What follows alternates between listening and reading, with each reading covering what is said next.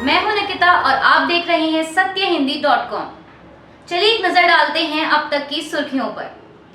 7 सितंबर को कन्याकुमारी से कश्मीर तक का सफर तय करने निकली कांग्रेस की भारत जोड़ो यात्रा ने अब तक 12 में से 11 राज्यों को कवर कर लिया है, जिसमें तमिलनाडु, केरल, कर्नाटक, आंध्र प्रदेश, तेलंगाना, महाराष्ट्र, मध्य प्रदेश, राजस्थान, दिल्ली, उत्तर प्रदेश, हरियाणा और पंजाब शामिल हैं। बता दें, आज यात्रा का 125वां दिन है और अब यात्रा अपने अंतिम पड़ाव की ओर बढ़ रही है। आज 19 जनवरी को पंजाब के पठानकोट से शुरू होकर यात्रा जम्मू कश्मीर के कठुआ में जाकर रुकेगी और इसका समापन 30 जनवरी को श्रीनगर में होगा। राजस्थान के उप मुख्यमंत्री और कांग्रेस नेता सचिन पायलट ने एक बार फिर बुधवार को राज्य की अशोक गहलोत नीति सरकार पर निशाना साधा है। इसके साथ ही उन्होंने पार्टी कार्यकर्ताओं की बजाय सेवानिवृत्त नौकरशाहों की राजनीतिक नियुक्तियों को लेकर भी सरकार पर निशाना साधा। वहीं झुंझुनू के गुड़ा में किसान सम्मेलन में पायलट के संबोधन से पहले राजस्थान अनुसूचित जाति आयोग के अध्यक्ष खिलाड़ी बैरवा और मंत्री राजेंद्र गुड़ा ने कहा कि राज्य के लोग, विशेष रूप से युवा, चाहते हैं कि पायलट को मुख्यमंत्री बनाया जाए। पंचायती राज और ग्रामीण विकास राज्य मंत्री गुड़ा ने कहा कि हर कोई पूछ रहा है कि पायलट कब मुख्यमंत्री बनेंगे, लोग इंतजार कर रहे हैं। इसके अलावा बैरवा ने कहा कि लोग मुझसे पूछते हैं कि पायलट की मुख्यमंत्री के रूप में ताजपोशी कब होगी और मैं उनसे कहता हूं कि पार्टी आलाकमान उचित समय पर फैसला करेगा। साथ ही उन्होंने कहा कि कांग्रेस राज्य में तभी दोबारा सत्ता में आएगी जब पायलट लोगों का आह्वान करेंगे। गौरतलब है कि पायलट पिछले 2 दिनों से पेपर लीक की घटनाओं को लेकर गहलोत सरकार पर निशाना साधते हुए कहते नजर आ रहे हैं कि पेपर लीक में शामिल बड़े सरगनाओं को गिरफ्तार किया जाना चाहिए। वहीं इस पर प्रतिक्रिया देते हुए मुख्यमंत्री गहलोत ने मंगलवार को कहा था कि इस मामले में जिन लोगों के खिलाफ कार्रवाई की गई है वे सरगना ही हैं। बिहार के मुख्यमंत्री नीतीश कुमार पर कड़ा हमला बोलते हुए केंद्रीय मंत्री अश्विनी चौबे ने बुधवार को कहा कि ये समाधान नहीं बल्कि व्यवधान पैदा करने आए थे। ये नीतीश कुमार नहीं, ये समस्या कुमार हैं। इस प्रोजेक्ट से 85% बिजली बिहार को मिलेगी। ये बिहार के विकास में बाधा डाल रहे हैं। वहीं केंद्रीय मंत्री गिरिराज सिंह ने भी सीएम नीतीश कुमार पर निशाना साधते हुए कहा कि बिहार सरकार एक तरह से सत्ता की सरकार है। नीतीश कुमार देश के सबसे लाचार मुख्यमंत्री हैं। ऐसा मुख्यमंत्री हमने नहीं देखा। ऐसे मुख्यमंत्री को इस्तीफा दे देना चाहिए जिसकी बात मंत्री ना सुने।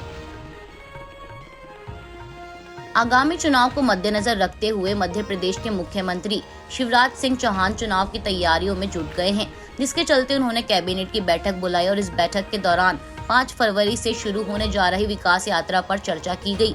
मुख्यमंत्री ने मंत्रियों से कहा कि विकास यात्रा में ज्यादा से ज्यादा एरिया कवर हो, इसका ध्यान रखा जाए। विकास यात्रा से पहले एक बार मंत्री दौरा जरूर करें। जिला मुख्यालय के अलावा ब्लॉक में भी मंत्रियों के दौरे होंगे। सीएम शिवराज ने कहा कि विकास यात्रा हमारे काम को जनता के बीच ले जाने का काम है। यह यात्रा प्रभावी हो, ये हमारी प्राथमिकता है। आपको बता दें कि यह विकास यात्रा संत रविदास जी की जयंती पर यानी 5 फरवरी से शुरू होगी और करीब 15 दिनों तक चलेगी। इसके अलावा विकास यात्रा से जुड़ी सभी जानकारी सीएम हेल्पलाइन पोर्टल के जरिए दर्ज की जाएगी। प्रगतिशील समाजवादी पार्टी प्रमुख शिवपाल सिंह यादव ने मीडिया से बातचीत के दौरान ये पूछे जाने पर कि उन्हें अभी तक समाजवादी पार्टी में कोई पद नहीं मिला है, पर कहा कि अखिलेश यादव मेरे भतीजे और समाजवादी पार्टी के अध्यक्ष हैं। मैंने उन्हें अपना नेता स्वीकार किया है। उनकी तरह मैं भी समाजवादी पार्टी का विधायक हूं। सपा मेरी पार्टी है और मैं पहले पदों पर भी रहा हूं। यादव ने आगे कहा कि उनका लक्ष्य फिलहाल 2024 में होने वाले आम चुनाव में बीजेपी को सत्ता से हटाने और 2027 में उत्तर प्रदेश में होने वाले विधानसभा चुनाव में अखिलेश यादव को सीएम बनाना है।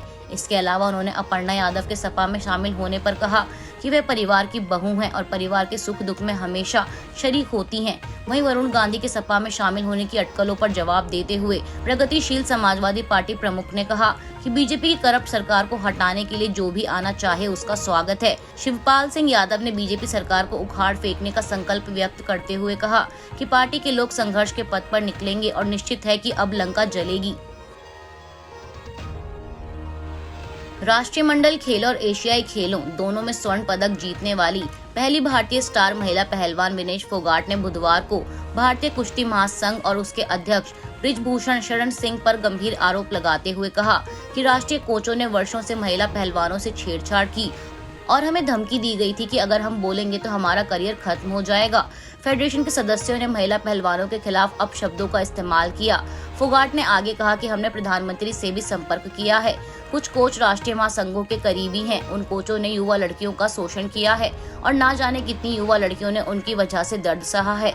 बता दें कि विनेश फोगाट शीर्ष भारतीय पहलवानों के साथ बुधवार को नई दिल्ली के जंतर मंतर पर WFI अध्यक्ष को पद से हटाने की मांग पर विरोध प्रदर्शन में बैठी हैं। विरोध प्रदर्शन में उनके साथ रियो ओलंपिक पदक विजेता पहलवान साक्षी मलिक, सरिता मोरे भी शामिल हैं। वहीं अब इस सारे मामले को लेकर पहलवानों के यौन शोषण के आरोपों पर खेल मंत्रालय ने भारतीय कुश्ती संघ से 72 घंटों के अंदर जवाब मांगा है और ओलंपिक कांस्य पदक विजेता पहलवान बजरंग पूनिया ने सारे मामले पर अपनी प्रतिक्रिया देते हुए कहा है कि WFI अध्यक्ष को हटाए जाने तक हम किसी भी अंतर्राष्ट्रीय प्रतियोगिता में भाग नहीं लेंगे। विनेश फोगाट के गंभीर आरोपों का जवाब देते हुए भारतीय कुश्ती महासंघ के अध्यक्ष बृजभूषण शरण सिंह ने कहा कि जैसे ही मुझे पता चला कि पहलवान विरोध कर रहे हैं, मैं यहां आ गया। क्या कोई ऑन रिकॉर्ड है जो कह सकता है कि फेडरेशन ने हमारे साथ छेड़छाड़ की है? सिंह ने एक संवाददाता सम्मेलन में कहा कि अगर आपके पास महासंघ के साथ इस तरह के मुद्दे थे तो उन्हें 10 साल तक किसी ने क्यों नहीं उठाया? जब भी नियम बनते हैं तो मुद्दे सामने आते हैं। मेरे खिलाफ पहलवानों के आरोपों में कोई सच्चाई नहीं है, तो भी मैं फांसी पर चढ़ने को तैयार हूं। मैं WFI अध्यक्ष का पद नहीं छोड़ूंगा, लेकिन मैं CBI या पुलिस की जांच के लिए तैयार हूं। अभी के लिए बस इतना ही। बाकी की खबरों के लिए बने रहिए सत्यहिंदी.com के साथ।